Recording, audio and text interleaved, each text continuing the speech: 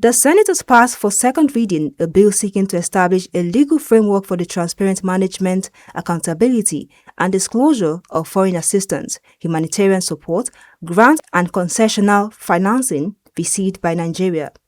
The proposed legislation aims to strengthen oversight of donor-funded projects, ensure foreign aid is captured within the national budget framework, and align development assistance with Nigerians' priorities. Leading the debate, Senator Ibrahim Dankwambo, sponsor of the bill, said poor coordination and weak oversight of foreign aid have encouraged duplication, misuse of funds, and a lack of transparency. Nigeria remains a major recipient of foreign aid in the forms of grants, technical assistance, humanitarian support, and concessional financings from bilateral and multilateral partners. While these inflows have contributed significantly to viable sectors such as health, education, agriculture, and humanitarian responses, it is a matter of public record that our foreign aid ecosystem is fragmented, weakly coordinated, and insufficiently transparent. Today, donor-funded projects are scattered across ministries, departments, and agencies, or sometimes executed outside the national budget framework, or occasionally duplicated or misaligned with national priorities.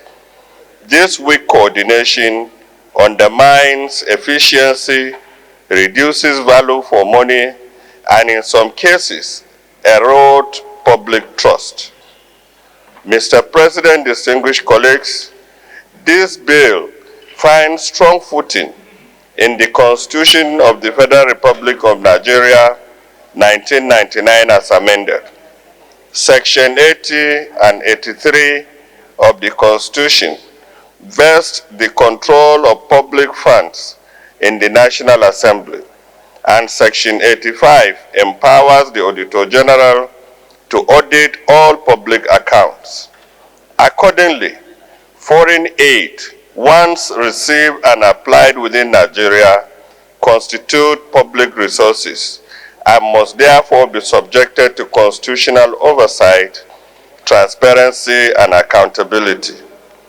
Furthermore, the Fiscal Responsibility Act 2007 requires prudent management of public resources and integration of all revenues and expenditure into a coherent fiscal framework. Other lawmakers raised concerns over the alleged diversion of donor funds by some NGOs and called for all foreign assistance to be harmonized under a single transparent framework. If it is properly coordinated, there will be proper utilization of it. Right now, in the Committee on Agriculture, we have a situation where funds have been received, and yet they are not recorded in the budget. And we are working to ensure that such money is put into use. Not only that, Mr. President, donor agencies will have confidence if they are sure that the money is going to be prudently utilized. I appreciate the initiative of Senator Dankwambo in crafting this draft bill.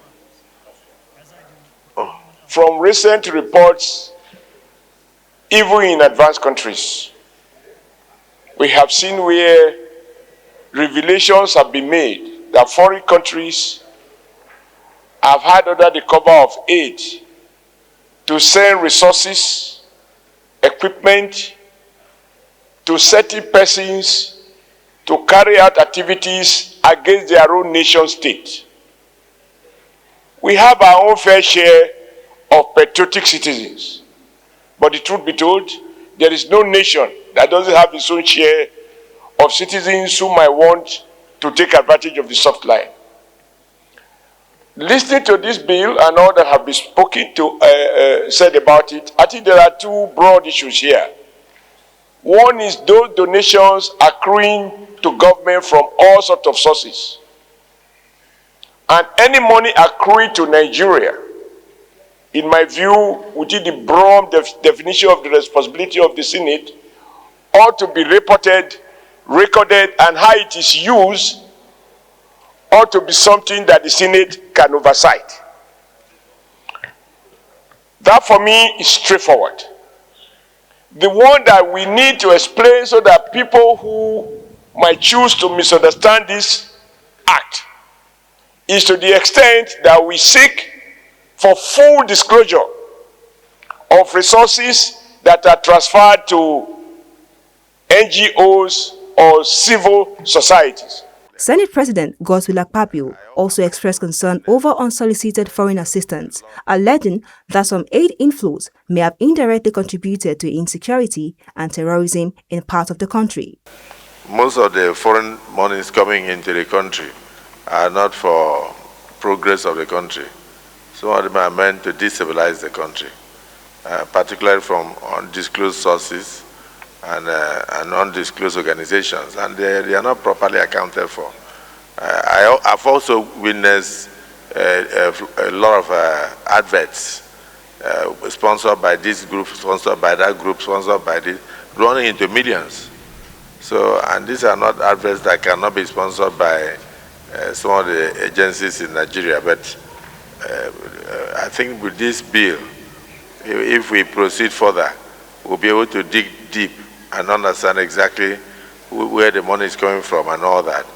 Because I made the first observation in the 8th Senate, way back when I noticed that most of the organizations that came to Nigeria were renting properties in Borno State, in Meduguri, and they will come and rent properties for 12 years minimum, 15 years, and all that. And I said, if Boko Haram just started, and it's not even up to 2 years, does it mean that these people foresee a situation whereby the Boko Haram will fester for up to 15 years? So your guess is as good as mine. Today, Boko Haram is still around, coming in different forms. ISIS, ISWAP, this, and all that. So I think they knew that this thing was going to last for years, because if there is no oxygen, Boko Haram would not be breathing. So you are right. We have to track these monies. We have to know where these monies are coming from and for what purpose, and then so that we don't end up receiving donations that would tend to destabilize Nigeria and lead to a lot of divisions. The bill was subsequently referred to the Senate Committees on Finance, National Planning and Economic Affairs, and Foreign Affairs for further legislative work, with the committees directed to submit their report within 6 weeks.